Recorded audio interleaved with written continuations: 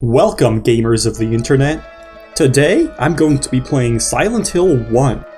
I've always been a fan of survival horror, and I've already played the next 3 Silent Hills, but the OG is still a bit of a blind spot for me, so I think it's time to correct that. As soon as the game starts, I'm confronted with the fact that I am a bad parent. My child has wandered off, and I need to go get her back. Beware of dog. I'm ready to throw down with some doggos. Let's go... Oh dear. I guess someone else got to the dog first. Walking down this alley puts me face to face with lots of trash and dead bodies.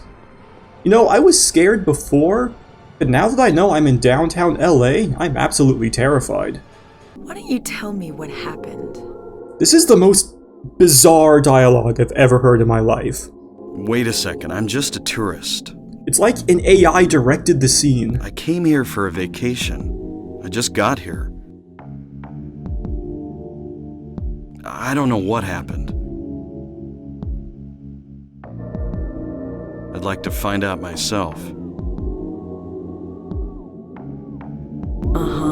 Now we can begin the game proper, and start doing one of my favorite things to do in survival horror.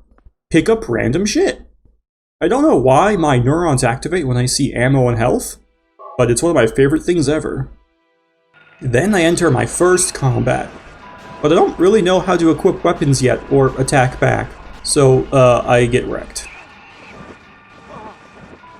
After figuring out the combat, I return to Nightmare Alley and find a clue, I guess? She's at the school. At the school? I don't know, seems like a bit of a leap in logic there, buddy, but I'm not really in a place to disagree. On my way there, I find this note that just says Doghouse 11th Street. I'm a seasoned gamer, so I know this means there's epic Fortnite loot in that doghouse. But when I get there, I find a key into the attached home. In my opinion, owning this key also means I own the house, so I'm not stealing this medkit, I'm just taking it with me. I'm gonna be honest, the city really needs to do a better job at maintaining their roads. I mean, look at this, it's completely impassable. What am I paying taxes for if I can't even walk down the street? After consulting my map, I notice a huge red arrow of guidance pointing me in what's probably the right direction. Either that or a shortcut to hell, but given that the other routes to school are slightly obstructed, I'll take my chances. When I get there, however, it's another dead end. But I do find a key that can be used in the doghouse house. But I need 3 keys total to gain entry to the garden.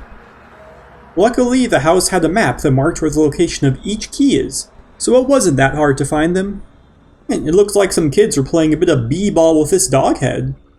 Hey, I get it. When you're poor, you gotta be able to turn anything into a toy. See, when I was a kid, I used to do this thing where I would take a Ziploc bag full of grasshoppers. Now that I have all the keys, I can open the door to the garden. And doing so turns everything dark and scary. It's a good thing I have this super powerful nightlight. I thought that now would be as good a time as any to try and get the hang of the melee combat. But, well, you see, it does not go in my favor. I wonder if starting the game on hard was a bit of a bad idea. Well, it was a struggle, but I finally made it. I didn't realize how hard it was to walk to school. I always took the bus when I was younger. Right at the school entrance are some important looking notes. These are my only clues to go on so far. It looks like there is a time and a location associated with each note. The earliest time is 10 o'clock at what appears to be the chemistry lab? So that becomes my first destination. The school is filled with these knife-wielding goblins. I thought they would be easy to kill, but I was very wrong. I died a lot of times. I knew that surely there must be some mechanic I wasn't understanding. So I searched up the game's manual on Google. I really should have looked for this sooner. My most important takeaway is that I can turn off my light to reduce the chances of enemies seeing me. I feel like going lightless is going to put me on the fast track to stubbing my toe, but it's either that or being stabbed by small children. Now that I know how to turn my light off, things get much easier. Hitting other kids with metal pipes was never this easy in my elementary school. After making it to the chemistry lab, I find this grotesque detached hand holding onto a huge chunk of gold. I immediately recognize this as a metaphor for capitalism, and burn away the clutching grasp of greed to return wealth to the people. Namely me. I seem to remember something in the courtyard that might be able to fit the gold medallion I got, so I'm headed there next. Hey, seems like that's done the trick. Time has moved forward. Now it's time for music class. It looks like the puzzle here requires me to hit the piano keys in the right order. A nearby note tells a story about birds passing and resting next to each other. The birds must represent the keys, and their actions must represent where they are on the keyboard. Their silence must represent that I have to only hit the broken keys. Holy shit, I sound like a fucking English teacher. After pulling my head out of my ass, I remember that the best music comes when you're just having fun playing it.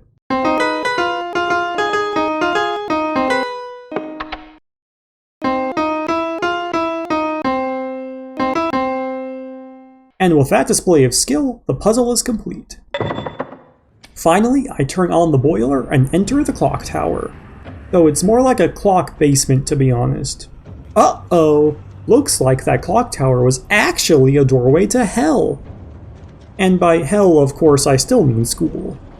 I'm not sure I like the vibe of the remodel job here.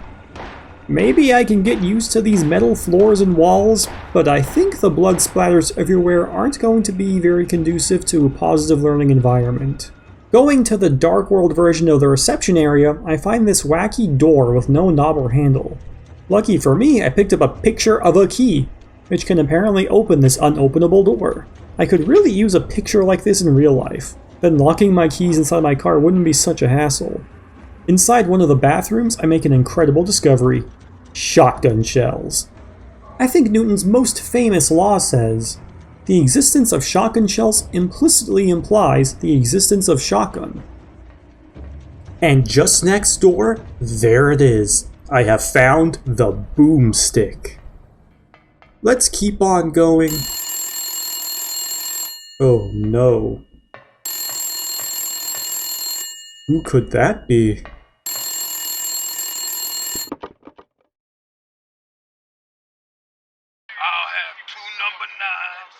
It took a while, but I finally explored the entire dark school. In the basement is a suspicious room full of ammo and health. Looks like it's time for our first boss fight.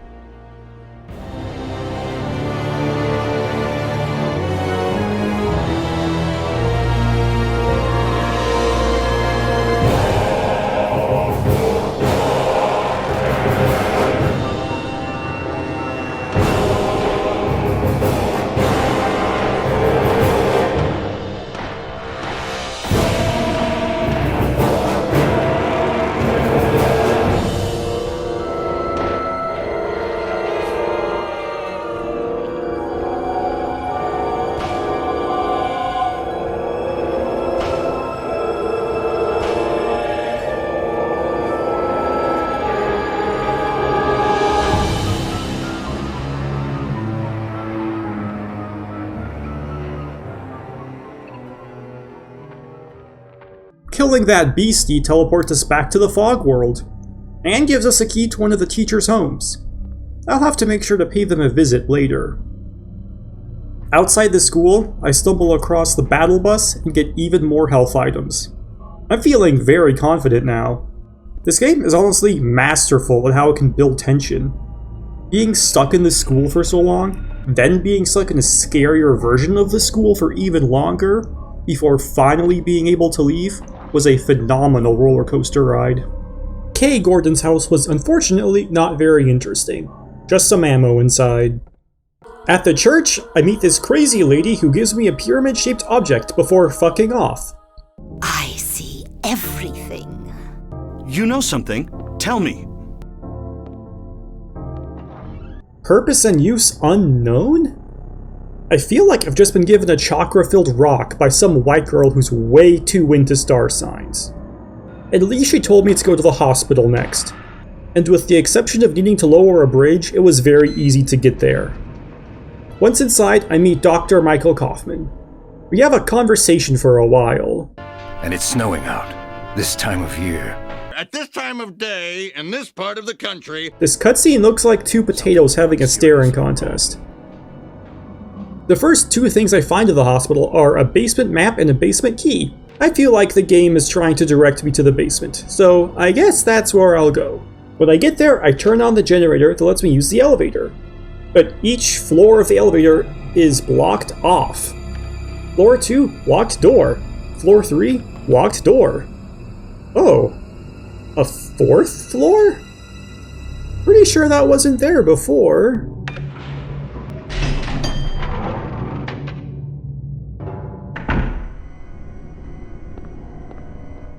Damn, this game is so good.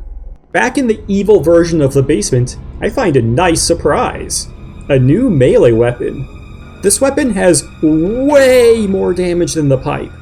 The only downside is I can't walk while it's readied, but the trade-off is totally worth it. So I think I need to collect a bunch of these small stone slates with pictures on them. I'm not really sure what I need them for, but if nothing else, I can at the very least display them on my shelf next to all my Bionicles. One of these slates is behind a tentacle monster. A few drops from the blood of the innocents is enough to let me sneak on by. A few rooms over, there's a poem written in blood on the wall. Unfortunately for me, I probably do need to understand the poem to open the door that is 3 feet away from it. Eventually, I realize the puzzle is related to the colors of the plates. Open sesame. Turns out the basement has a second, even scarier basement. Hello there. Obviously, the staff keeps a gross, bloody videotape down here. I've never heard any stories where something horrible happens after watching an unmarked video, so I decide to check it out. Bro, you know what happened last time, just drive careful, please!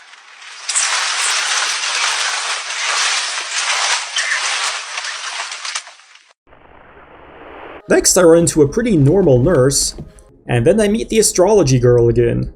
Tell me everything you know. What's going on? Darkness. Now she's sending me to another church somewhere else in town? I would still like to know what the fuck this pyramid does, but I guess Harry is happy to be left in the dark about everything. Astrology girl gave me a key to an antique shop up north. On my way there, I make a pit stop at the police station. Maybe there's some ammo here, or useful notes with clues. For example, this note here. Let's see... Officer Gucci! Inside the antique shop, we run into an old friend. Sybil is here to give us her personal insight into what's going on after doing some intensive investigating. Must be on drugs. Thank you, Sybil. Down here is apparently the second church I'm looking for. Must be going through some budget cuts. There's also an axe. I doubt it's going to be as good as my hammer, but I'll try it out when I can. Next thing I know, I'm waking back up in the scary metal world. While perusing the town center, this giant centipede jumps me. I think this is supposed to be a boss, but it's not very hard.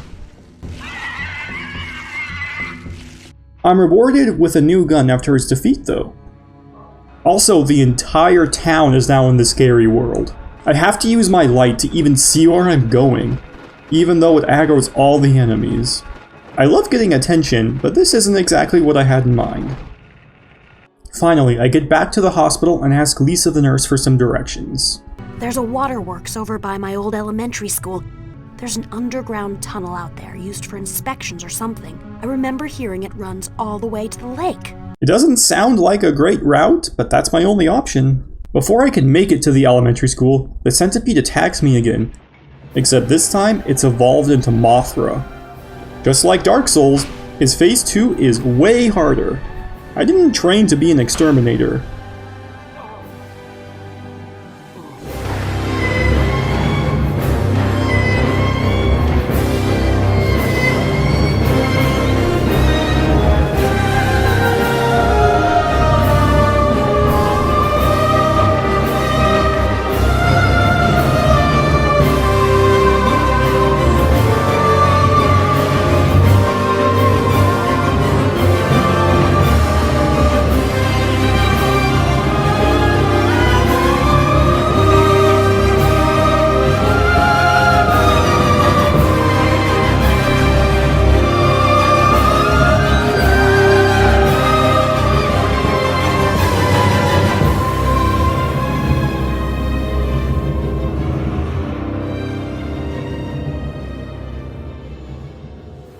After reaching the bridge, the game very conveniently teleports me to where I need to be on the other side of the map. Let's hope Lisa's directions will pay off. Of course, it wouldn't be a video game without a sewer level. And to make matters worse, they put Goombas from Super Mario Bros. Down here. The sewer is a very nasty place full of nasty insects. It's not a super big area, so getting through it doesn't take that long. On the other side, the town is once again full of darkness. At least it's not made of metal. But that doesn't stop this section from being incredibly difficult and annoying. Even with the light off, the flying enemies can spot me from across time and space. I'd love to explore this section of the town more, but I can't walk 5 feet without getting assaulted by bats. I'm gonna try and get out of here as quickly as possible. Unfortunately, instead of escaping, I end up transforming the dark world into the metal world, and it's still dark as shit. One very painful journey later, I meet up with Sybil on a boat. Then, astrology lover Dahlia joins us for a nice, nonsensical conversation. The demon is awakening, spreading those wings. Go to the lighthouse on the lake and to the center of the amusement park. Stop it! Stop it! I'll check out the amusement park. I guess I need to become the Doomslayer and kill myself a demon.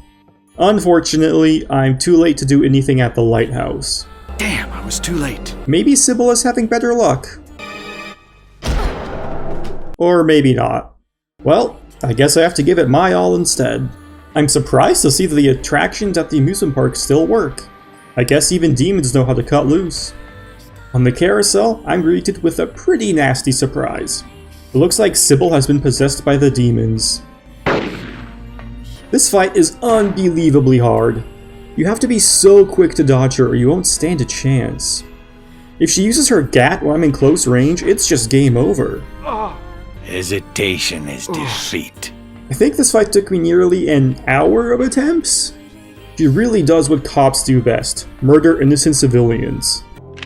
Hold your fire! This man isn't black! I finally found that walking in tight circles around her is enough to dodge her gunshots. Of course, I can't fight back while doing this, but at some point she'll run out of ammo and just kinda let me kill her.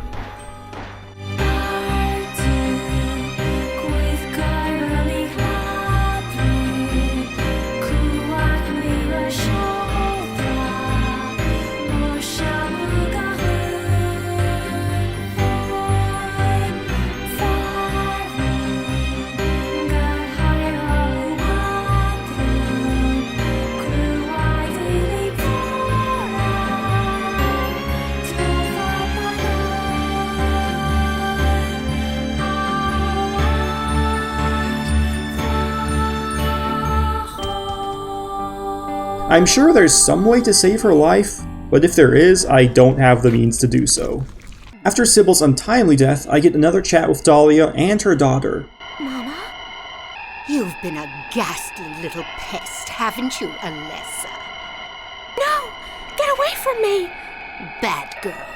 Seems like they have a bit of a rocky relationship. I'm sure it's nothing a family counselor can't fix. While that conversation didn't really clear anything up for me, but it did teleport me back into the hospital with Lisa. She's understandably a little on edge. I suppose we have that in common. I think this is the final level. It's a mashup of all the previous levels combined, which I think is a super cool concept. But pretty early on, this puzzle really roadblocks me. Like, what's even going on here? What do these numbers mean? What are these pictures supposed to be? This picture of a crab seems kind of familiar, but I just don't... Wait, crab? Cancer? Star signs? Dahlia!